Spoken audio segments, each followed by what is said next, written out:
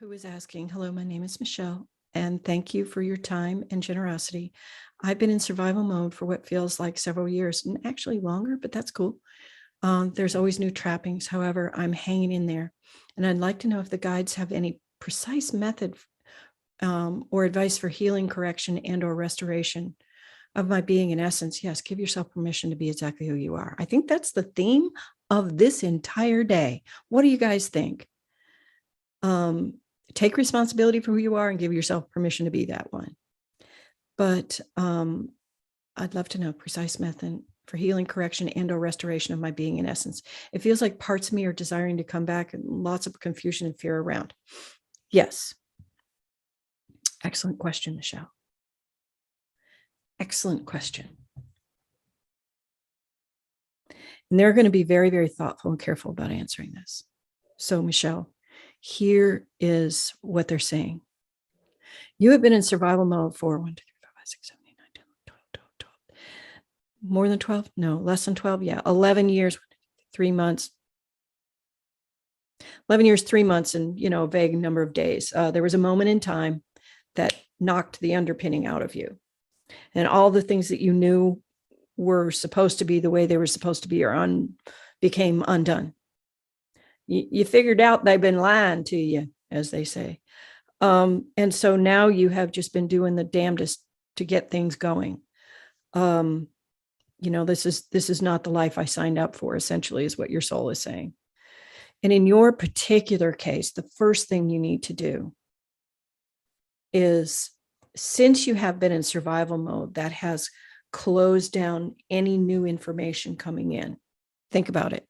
When you're in survival mode, you're in hiding mode. I spent many years hiding. Professional hider. So I get this. You do not receive possibilities as possibilities. You receive them as irritants, as botherations, as, please, God, leave me the F alone. To bring my poor husband into it. Sometimes when I'm in a I am done mood, a simple loving touch could feel like the most horrible thing on the planet. So it's how you are when things come in, not the things that come in. Now, we're going to say that again in another way. The glasses that you filter the incoming information to your life change that information. They change the way you see it, feel it, or notice it. So therefore, when my husband was giving me a loving touch and it felt irritating to me, it was because I was receiving all information as irritation, even though the intention was not there.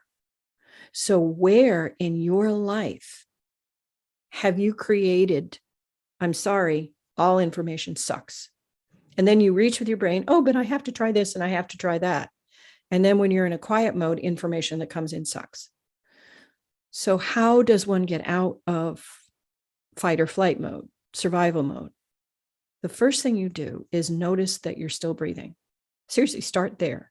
Look at your feet and say, oh my God, I am still breathing. Look over, is there a roof over your head? Thank effing God. Am I starving right now? Literally, no. My stomach might feel a little empty, but I know I can get food. So as long as the basic hierarchies of need is being met, celebrate it. Start celebrating the smaller wins, and that will tell your stomach and your brain and your receivers that you guys can stand down just a little freaking bit. The next thing you want to do is remember that you're a bioelectrical person and you do need to energetically ground. You can either do that by burying your feet in the dirt. Some people do, but that used to make me feel like I was going to get swallowed up. I simply drop an extension cord straight through my body and plug it into the earth. An imaginary one. I've been through that before, and I won't take the time to do that today. If you could look in my TikToks, there's one that'll teach that. The next thing you're going to do is count your blessings. Everybody needs to do that. It's an old thing, and the reason it's old is because it really works.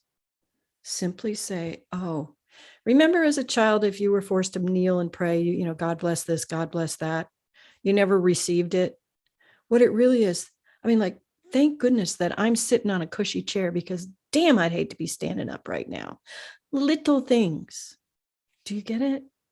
If you stop and allow yourself a minute of receiving what's good instead of going, oh, not enough, next, not enough, next, you will never notice that you are making forward steps. You will stay in the fight or flight mode. I know this because I did this. I have experience. And the second I started going, instead of looking for what's wrong, why don't I look for what's right? My life opened up and my heart reset. It's not what you do, it's how you are that changes your life.